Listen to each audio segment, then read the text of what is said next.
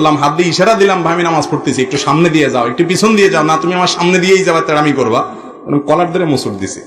আমি তখন চিন্তা করলাম যে হাদিসের উপর আমল করছে বেচারা। তো আমাদের দেশে এরকম যদি করে, বলবে কি নামাজ পড়তেছে না মারামারি করতেছে। যাই হোক, হাদিসে আমাদেরকে মারামারি করতে বলা হয়নি, উদ্দেশ্য হলো ইশারা ইঙ্গিতে যেভাবে হোক আমরা যেন বাধা দেই, কেউ যেন নামাজের সামনে না যায়, এত বড় বিষয়। কিন্তু এখানে তিনটা সিস্টেম আছে, একটা না জায়েজ, বাকি দুইটা জায়েজ। আমরা না বুঝার কারণে অনেক সমস্যা তৈরি হয়। একটা হলো মুরুর, এটা না জায়েজ, আরেকটা হলো সুউদ, এটা জায়েজ, আর একটা হলো নুজুল, এটাও জায়েজ।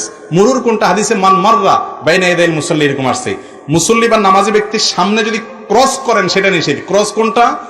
নামাজি এই লেভেলে আছে, আপনি এই পাশে আছেন, এই পাশ থেকে আপনি ওই পাশ গেলেন, তাহলে এটা ক্রস হলো। অথবা আপনি এই পাশে আছেন, সেখান থেকে এই পাশে গেলেন, তাহলে এটা কি হলো? ক্রস হলো। এটা নিষেধ। নামাজি ঠিক বরাবর সামনে আপনি বসে আছেন, একদম বরাবর স্ট্রেট, তাহলে আপনি যদি উঠে আস্তে করে এক পাশে চলে যান, ডানে বা বামে, এটা কিন্তু নিষেধ না, এটাকে বলা হয় নুজুল, নামা, চলে যাওয়া। আর একটা হলো সুউদ। সুউদ কোনটা? নামাজি ব্যক্তি নামাজ পড়তেছে, আপনি তার সামনে বরাবর যে দাঁড়াবেন, হয়তো জামাত শুরু হয়ে গেছে, ঠিক তার সামনে জায়গাটা ফাঁকা আছে, তাহলে আপনি ডান থেকে বাম থেকে বরাবর তার সামনে গিয়ে দাঁড়ায় গেলেন, ক্রস করলেন না। ক্রস বুঝছেন তো?